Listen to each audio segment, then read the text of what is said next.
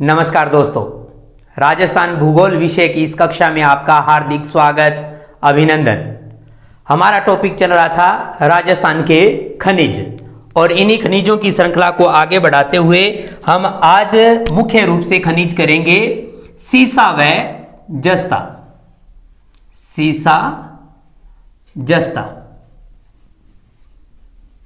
सीसा व जस्ता खनिज को करेंगे, जो राज्य का एक महत्वपूर्ण खनिज भी रहता है। सीसा और जस्ता की मूलभूत विशेषता क्या रहती है कि सीसा और जस्ता जो है वो राज्य के अंतर्गत संयुक्त रूप से प्राप्त होता है। दोनों एक साथ, सीसा और जस्ता जो है वो दोनों एक साथ प्राप्त होते हैं, इसलिए इस खनिज को क्या कहते हैं, जुड़वा खनिज के रूप में पुकारते हैं। तो सीसा और जस्ता जो है वो राज्य में संयुक्त रूप से प्राप्त होते हैं, संयुक्त रूप से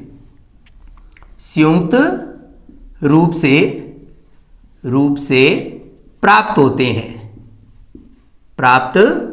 हैं।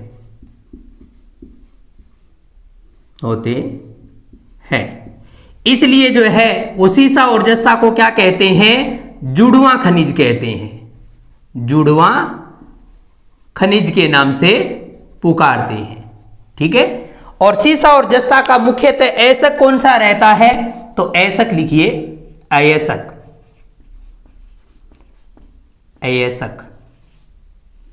इसका अयस्क क्या रहता है, अयस्क रहता है गैलेना।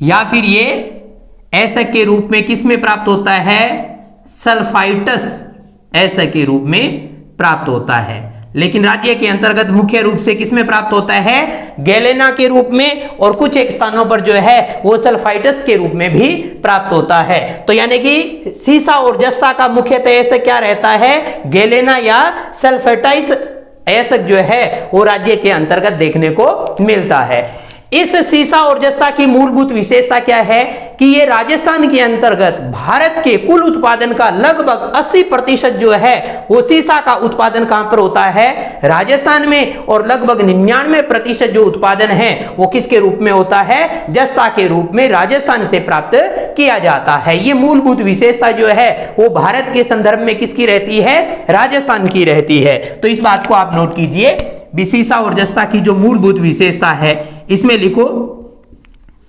राजस्थान में भारत का 80% सीसा एवं 99% जस्ता उत्पादित किया जाता है। यह मूलभूत विशेषता किसकी रहती है, राजस्थान की भारत में उत्पादन की दृष्टि से रहती है कि राजस्थान में भारत का 80% तो सीसा प्राप्त किया जाता है और लगभग 99% जो है वो जस्ते की प्राप्ति कहां से की जाती है, राजस्थान से जो है वो की जाती है। इसके अलावा देखा जाए तो राजस्थान के अंतर्गत या संपूर्ण भारत के अंतर्गत देखें तो हमारे पास में सीसा और जस्ता के साथ में उत्पाद के रूप में हमें क्या प्राप्त होती है, चांदी प्राप्ति होती है। क्या प्राप्त होता है, उत्पाद के रूप में चांदी की प्राप्ति होती है, और उप उत्पाद के रूप में क्या प्राप्त होता है, कैडमियम प्राप्त होता है। यह भी मूलभूत विशेषता सीसा की रहती है। तो इसमें देखिए कि उत्पाद के रूप में हमें सीसा और जस्ता के साथ क्या प्राप्त होता है, चांदी की प्राप्ति होती है, चांदी प्राप्त होती है। यह मूलभूत विशेषता रहती है। और इसी प्रकार से देखा जाए तो उप उत्पाद के रूप में हमें किसकी प्राप्ति होती है, तो उप उत्पाद के रूप में हमें कैडमियम की प्राप्ति होती है। और कैडमियम क्या काम आता है, ये जो है वो परमाणु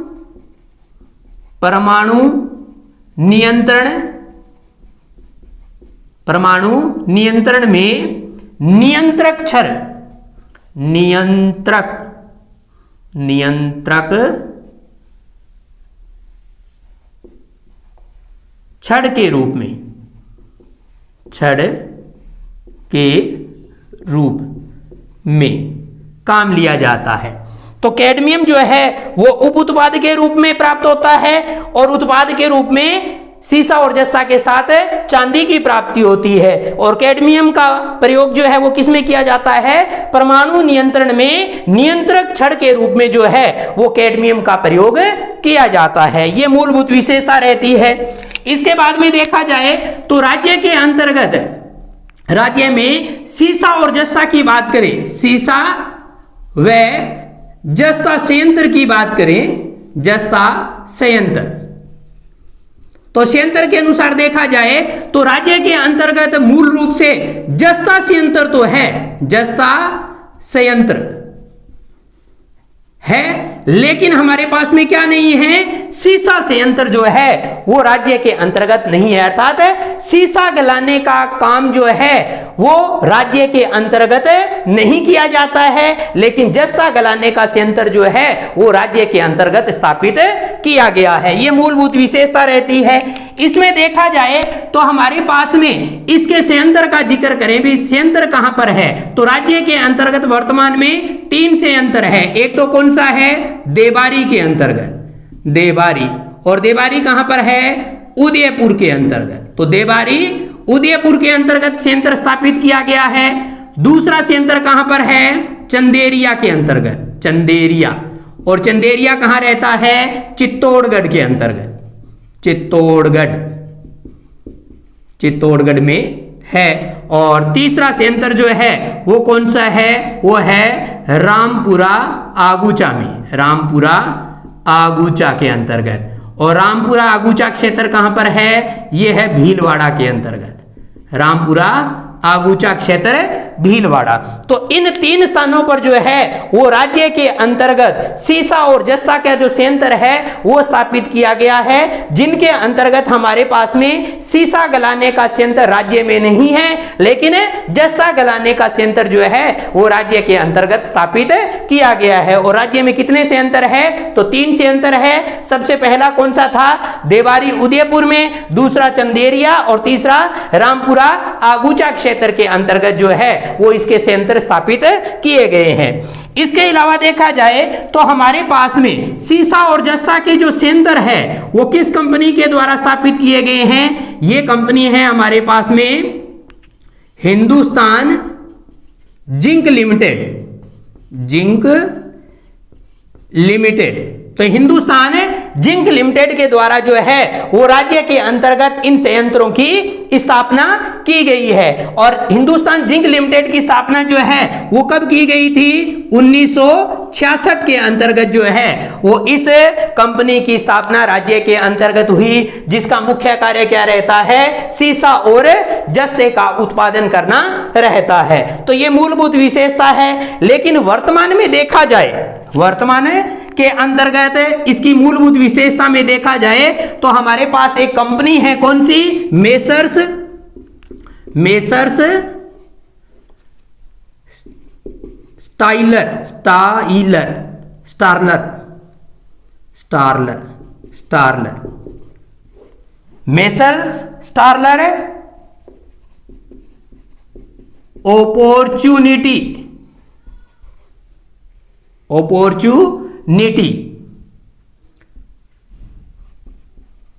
adventure, messrs Starler, messrs Starler opportunity adventure limited जो है वो एक कंपनी है, और जिस कंपनी के अधीनस्थ जो है वो लगभग 64.92% का जो शेयर है वो वर्तमान में इस कंपनी के अधीनस्थ रहता है। किसका? हिंदुस्तान जिंक लिमिटेड के 64.92% शेयर जो है वो messrs Starler opportunity adventure company के अधीनस्थ रहते हैं, जिसकी शॉर्ट फॉर्म क्या रहती है? SOVL रहती है। तो इसके अधीनस्थ जो है वो हिंदुस्तान जिंक लिमिटेड के 64.92% शेयर जो है वो रहते हैं। तो ये मूलभूत विशेषताएं, कुछ बेसिक विशेषताएं हैं जो किसकी है, सीसा और जस्ता की रहती है। सीसा और जस्ता जो है वो राज्य के अंतर्गत संयुक्त रूप से प्राप्त होता है, जिसके कारण से सीसा और जस्ता को किस नाम से पुकारते हैं, जुड़वां खनिज के रूप में पुकारते हैं। इसी प्रकार से इसका अयस्क क्या रहता है, अयस्क गैलेना या सल्फाइटस जो है वो इसका मुख्यतः अयस्क रहता है, जिसके रूप में हमें सीसा और जस्ता की प्राप्ति होती है। इनके अंतर्गत देखा जाए तो राजस्थान में पूरे भारत का लगभग 80% जो है वो सीसे की प्राप्ति होती है और भारत का 99% जस्ता जो है वो कहां से, राजस्थान से प्राप्त किया जाता है। सीसा और जस्ता के साथ उत्पाद के रूप में किसकी प्राप्ति होती है, तो चांदी की प्राप्ति होती है। किसकी प्राप्ति होती है, चांदी की प्राप्ति होती है। इसी प्रकार से देखा जाए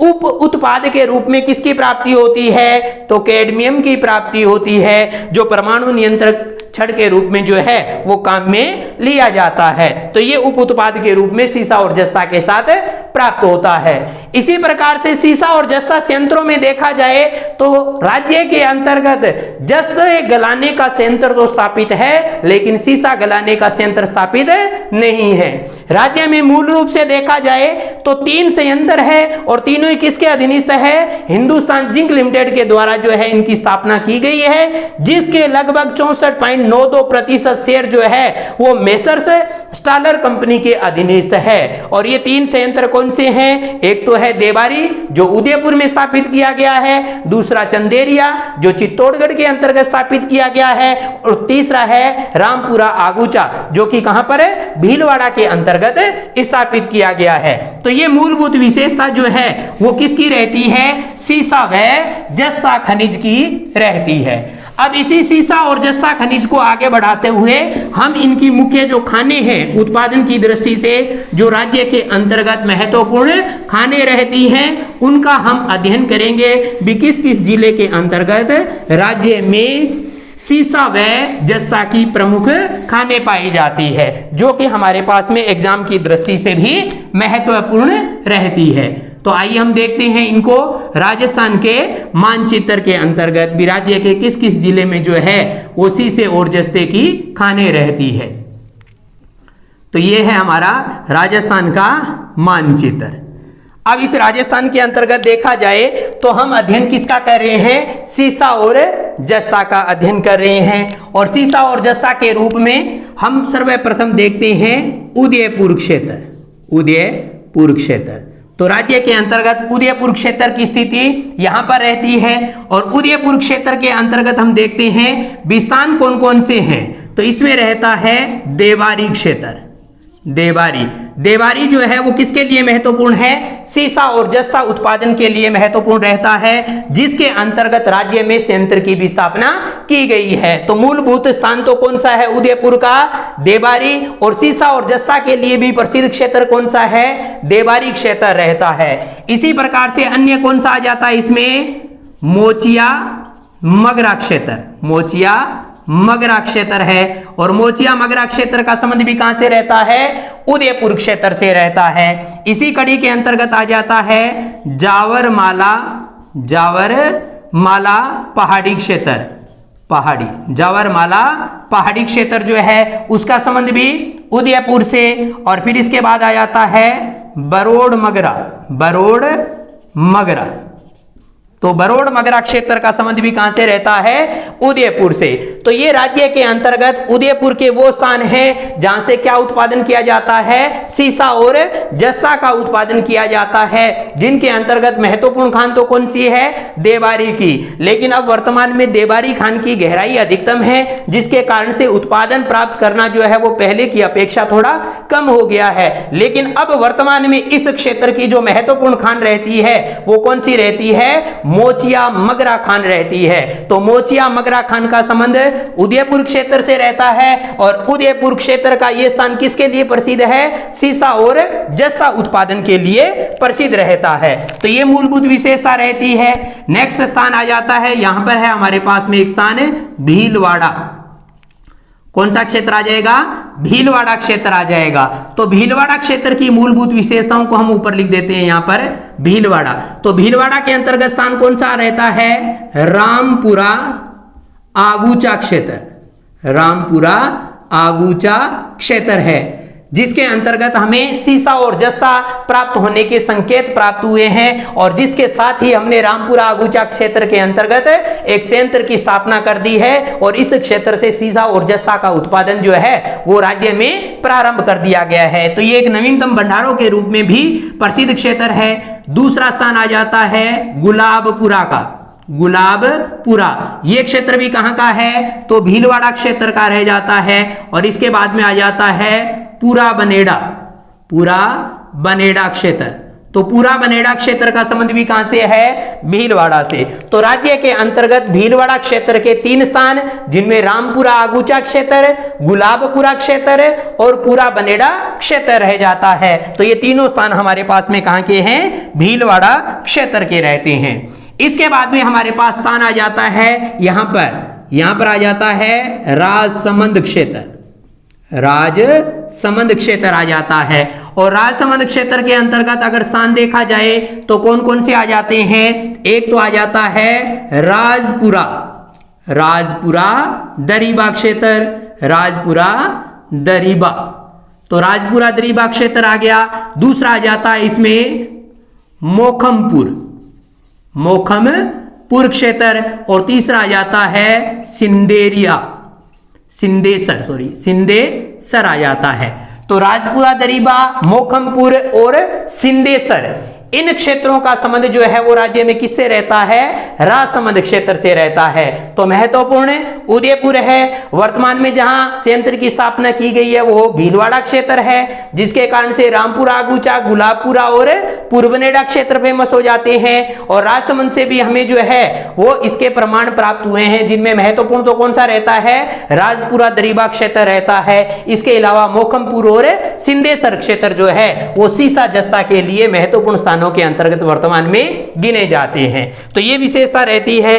इसके बाद में हमारा स्थान आ जाता है यहां पर डूंगरपुर, डूंगरपुर क्षेत्र आ जाता है। और डूंगरपुर क्षेत्र के अंतर्गत स्थान देखें तो कौन सा आ जाता है? मांडों की पाल क्षेत्र, मांडों की पाल, मांडों की पाल क्षेत्र जो है उसका संबंध कहां से रहता है? उस क्षेत्र का संबंध रहता है डूंगरपुर क्षेत्र से। तो यहां का मांडों की पाल जो है वो किसके लिए महत्वपूर्ण माना जाता है? वर्तमान में सीसा और जस्ता उत्पादन के लिए महत्वपूर्ण माना जाता है। इसके बाद में हमारा स्थान आ जाता है यहां आ जाता है सवाई माधोपुर, सवाई माधोपुर क्षेत्र, सवाई माधोपुर क्षेत्र। और सवाई माधोपुर क्षेत्र के अंतर्गत स्थान कौन सा आ जाता है?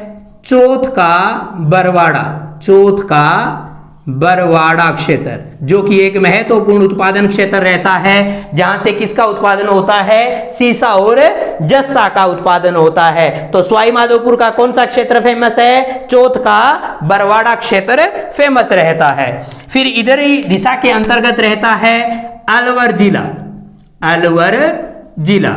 और अलवर जिले के अंतर्गत देखा जाए तो स्थान कौन सा आ जाता है? एक तो आता है गुड्ढा और दूसरा इसी के अंतर्गत आता है किशोरी दास, किशोरी दास। तो गुड्ढा किशोरी दास क्षेत्र रहता है। तो ये एक बेल्ट पड़ती है गुड्ढा किशोरी दास की, जिसका संबंध किससे रहता है? अलवर क्षेत्र से रहता है, जो सीसा और जस्ता के लिए महत्वपूर्ण क्षेत्रों में गिना जाता है। इसके बाद में हमारा क्षेत्र आता है यहां मध्यवर्ती क्षेत्र के रूप में, और जिला कौन सा आता है? अजमेर जिला रहता है। और इस अजमेर जिले के स्थान कौन से रहते हैं? स्थानों के अंतर्गत आता है कायड़ खान, कायड़ खान क्षेत्र है, जहां से हाल ही में जस्ता के प्रमाण प्राप्त हुए हैं। इसी प्रकार से अन्य स्थानों के अंतर्गत आता है क्यार गुड्ढा, क्यार गुड्ढा क्षेत्र आता है। और एक स्थान का नाम आता है सावर क्षेत्र। तो ये सभी क्षेत्र जो है वो राज्य के अंतर्गत किस स्थान से संबंधित है? अजमेर क्षेत्र से संबंधित रहते हैं। तो ये सभी स्थानों की विशेषता जो है वो राज्य में किससे संबंधित है? सीसा जस्ता उत्पादन से संबंधित रहती है, जो कि हमें जुड़वा खनिजों के रूप में प्राप्त होता है। तो मूलभूत विशेषता में सबसे ज्यादा महत्वपूर्ण जिला जो है वो कौन सा रहता है उत्पादन की दृष्टि से? उदयपुर रहता है, जिनमें दो खाने हैं। जो प्राचीन खान के रूप में देवारी क्षेत्र सबसे महत्वपूर्ण है और वर्तमान खान के रूप में मोचिया मगरा क्षेत्र फेमस रहता है। तो उदयपुर के अंतर्गत देवारी, मोचिया मगरा क्षेत्र, इसके अलावा जावरमाला पहाड़ी क्षेत्र, इसी जावरमाला पहाड़ी क्षेत्र में ही ये दोनों स्थान पड़ते हैं, देवारी और मोचिया मगरा क्षेत्र। तो मूलतः कौन सी पहाड़ी होगी? संपूर्ण जावरमाला पहाड़ी से जो है वो किसकी प्राप्ति की जा सकती है? सीसा और जस्ता की प्राप्ति की जा सकती है। और अन्य स्थानों में रहता है बरोड़ मगरा क्षेत्र, जो कि कहां पर है? उदयपुर में। तो उदयपुर में ये आपको चारों नाम ही ध्यान रखने हैं, चारों ही महत्वपूर्ण रहते हैं, जिसमें देवारी, मोचिया मगरा, जावरमाला पहाड़ी और बरोड़ मगरा क्षेत्र रहते हैं। इसके बाद में ऊपर की तरफ देखें तो दूसरा कौन सा है? राजसमंद क्षेत्र। यहां से नवीनतम भंडारों के रूप में प्राप्त हुई है और जिनमें महत्वपूर्ण कौन सा रहता है? राजपुरा दरीबा क्षेत्र रहता है। और यहां से एक स्थान भी याद रहता है तो भी हमारे लिए महत्वपूर्ण है। तो राजसमंद के अंतर्गत राजपुरा दरीबा क्षेत्र और अन्य में कौन सा रहता है? मोखमपुर और सिंदेसर क्षेत्र रहता है।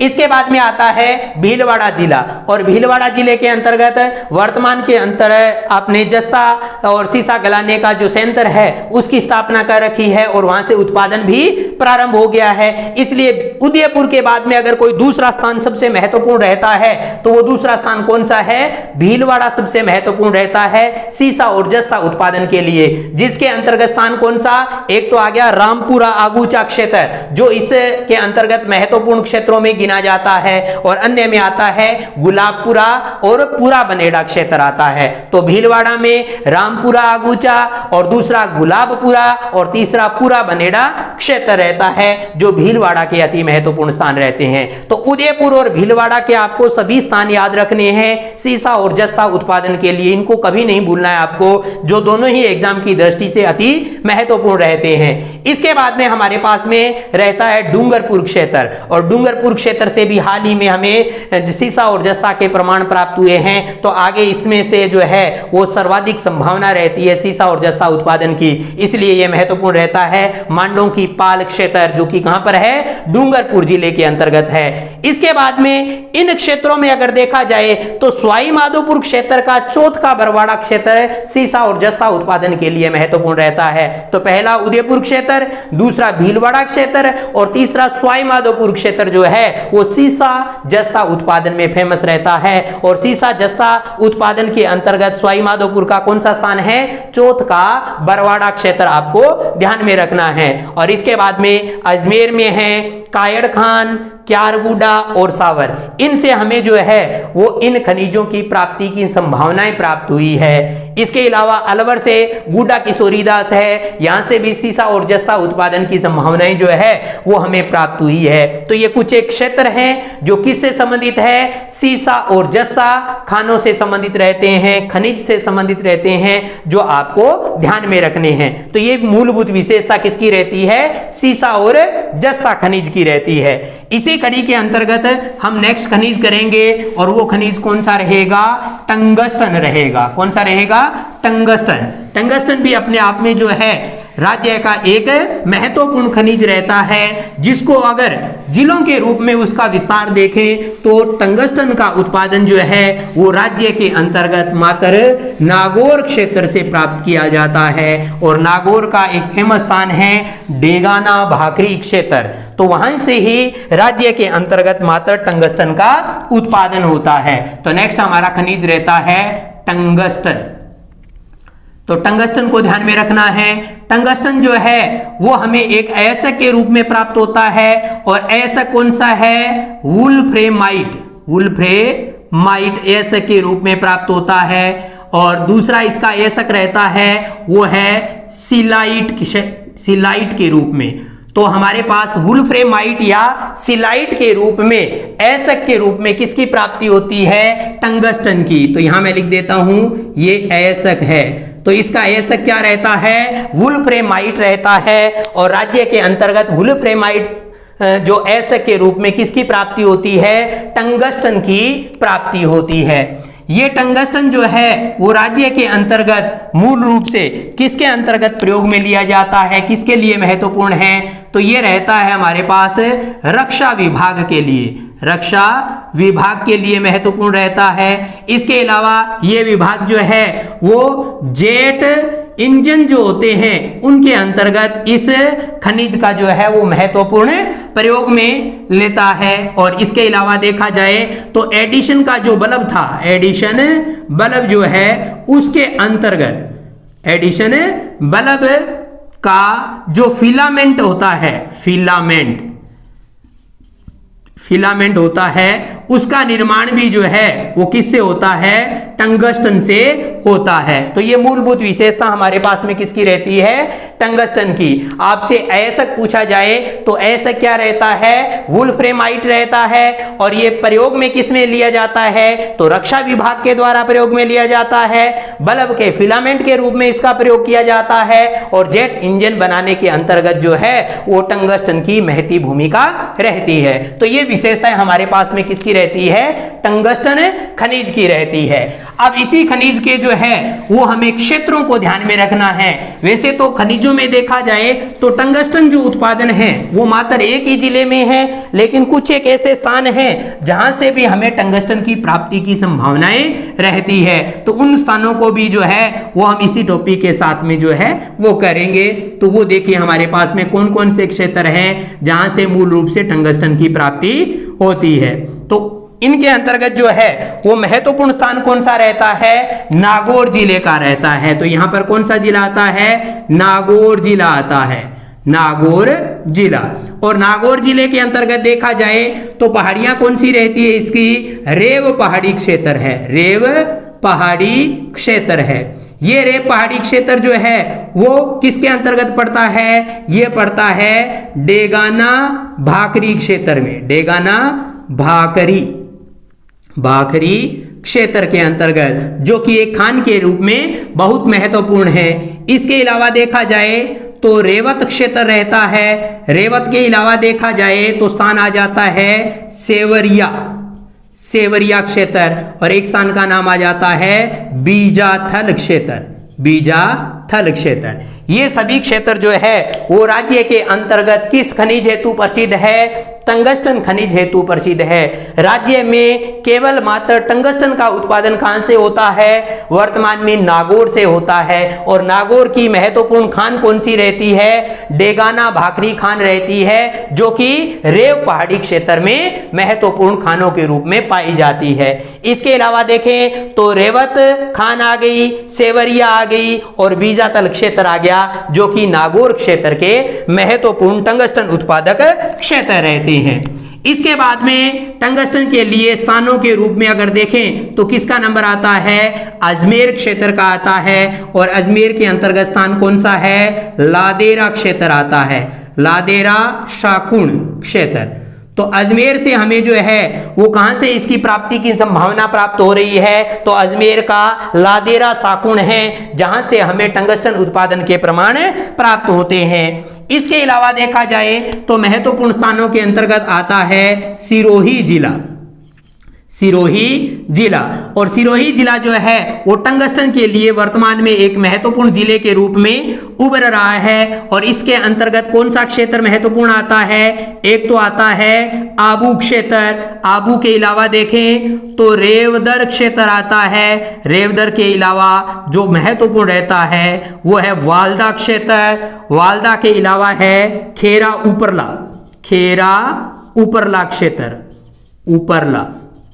क्षेत्र रहता है। और इसके अलावा आता है देवा का बेरा क्षेत्र, देवा का बेरा क्षेत्र रहता है। ये सभी क्षेत्र जो है वो किस जिले से संबंधित है? सिरोही जिले से संबंधित रहते हैं, जिनमें आबू क्षेत्र आ गया, रेवदर क्षेत्र आ गया, वालदा, खेरा उपरला क्षेत्र आ गया और देवा का बेरा क्षेत्र आ गया। इन सभी का संबंध कहां से रहता है? सिरोही जिले से इनका संबंध रहता है। इसके बाद में हमारे पास जिला आता है यहां पर पाली जिला। कौन सा जिला? पाली जिला। और पाली जिले के दो स्थान आते हैं, एक तो कौन सा है? नाना कराब क्षेत्र। कौन सा रहता है? नाना कराब क्षेत्र, जिसका संबंध पाली से रहता है। और दूसरा कौन सा है? बराठिया क्षेत्र। बराठिया क्षेत्र, और इसका संबंध भी कहां से रहता है? इसका संबंध भी पाली जिले से रहता है। तो ये सभी किससे संबंधित हो गए? टंगस्टन उत्पादन से संबंधित हो गए। और अंतिम जिले के रूप में जो है वो किसका नाम आता है? डूंगरपुर जिले का आता है, डूंगरपुर जिला। तो यहां पर आपका डूंगरपुर जिला है और डूंगरपुर जिले का स्थान कौन सा रहता है? अमरतिया, अमरतिया क्षेत्र रहता है। तो अमरतिया क्षेत्र से भी टंगस्टन उत्पादन की संभावनाएं व्यक्त की जा रही है। तो ये मूलभूत विशेषताएं हैं जो किस खनिज से संबंधित है? टंगस्टन खनिज से संबंधित रहती है।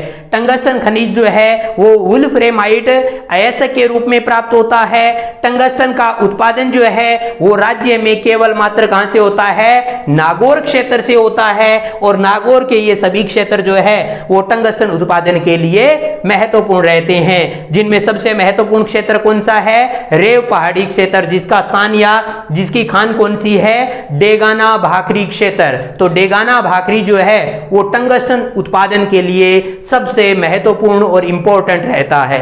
इसके बाद में आता है रेवत क्षेत्र। रेवत के बाद सेवरिया, बीजाथल। तो डेगाना भाखरी, रेवत, सेवरिया, बीजाथल। डेगाना भाखरी, रेवत, सेवरिया और बीजाथल क्षेत्र, ये सभी क्षेत्र जो है वो कहां के? नागौर के फेमस हैं। इसके बाद में अगर हमें स्थानों के अंतर्गत देखना है और टंगस्टन के रूप में देखना है तो सबसे महत्वपूर्ण कौन सा रह जाता है? नागौर के बाद में सिरोही का, जहां से हमें टंगस्टन उत्पादन के भंडार जो है वो प्राप्त हुए हैं, जो कि बहुत इंपॉर्टेंट रहते हैं, जिनके अंतर्गत आपके 3 स्थान बहुत महत्वपूर्ण हैं सिरोही के। एक तो कौन सा क्षेत्र?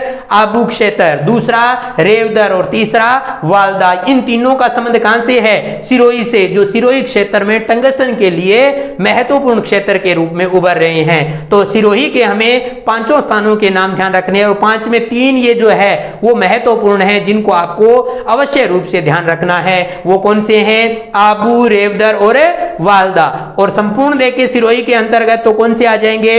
आबू, रेवदर, वालदा, खेरा उपरला और देवा का बोरा।